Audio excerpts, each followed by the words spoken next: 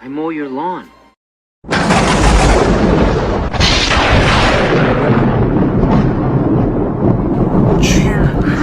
Yeah. You're not the lawnmower man.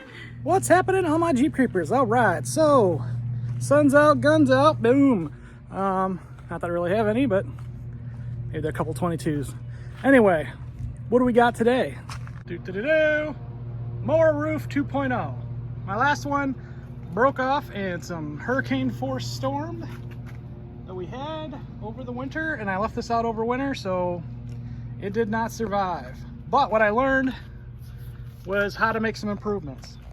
All right, so if you're not familiar with the original roof, what I have done is I went and bought, first of all, a polyvinyl sheet at Home Depot. It's a 4x8 sheet, and then using a bunch of 1.5 inch PVC, Schedule 1, I created a roof. Now, some things that I did wrong on my first design and why the roof kind of failed in the storm is originally I had my cross base against my hood with a couple brackets holding it down. And, you know, and on this mower, it's a stupid idea because, you know, you gotta pull this open to get to the battery and everything. The hood opens. So putting a mount there is kind of dumb. It looked like this mount right here. I just got some PVC 1.5 inch hangers, and I had it across the hood. Bad idea. I moved it, and I'll show you what I did here. So on the bottom under the mower, I wanted to attach it to a good spot, so this is part of the frame of the mower, and then I just used some L channel that's got the bolt holes in it. I forgot what it's called, but it's like the stuff they use for stop signs and stuff. And ran some stainless steel bolts with lock nuts on both sides. And there's a hanger holding it here.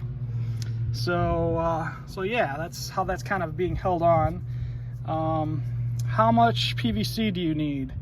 I needed about 3.5 10-foot sections to make this.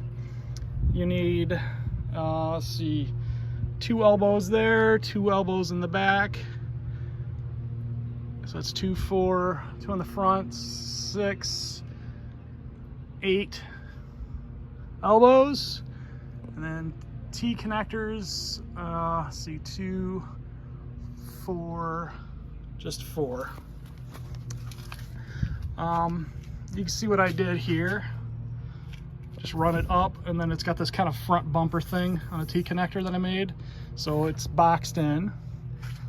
The same is on the back. Also, the other thing I did on this model, I just had some sheets of 3/4 inch plyboard laying around. The reason for those is if you're gonna leave this outside, and it's only if you're gonna leave it outside, I guess, or if you're gonna be in high winds, this roof will eventually start caving in, all right, with water and snow, and everything will get trapped on there.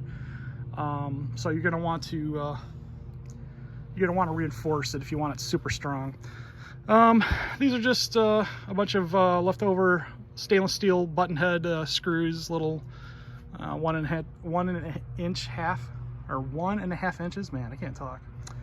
You can see where I kind of folded it over, buttoned it down. I kind of cut some curves on it here. And then it's kind of got a coupe cut right here, so it looks like an old T coupe or something. And then the back has just got enough shade to cover you, but still allowing plenty of ventilation. I could have wrapped this over, but I just kind of left it out because it looks like a bat wing. I don't know. I really don't care how pretty this is, guys. It's more for strength than anything. But here's the important thing, right? How much headspace do you want? Well, I left it, boom, from thumb to pinky, about that much space.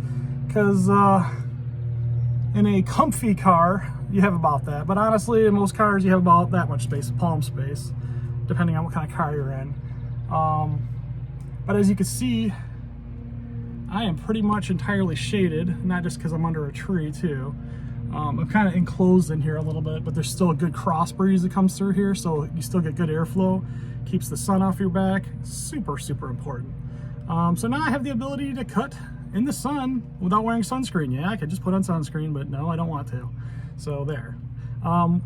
Here's some of the other advantages as well. And the one thing I should also mention is it is 10 degrees cooler in there, which is a huge benefit.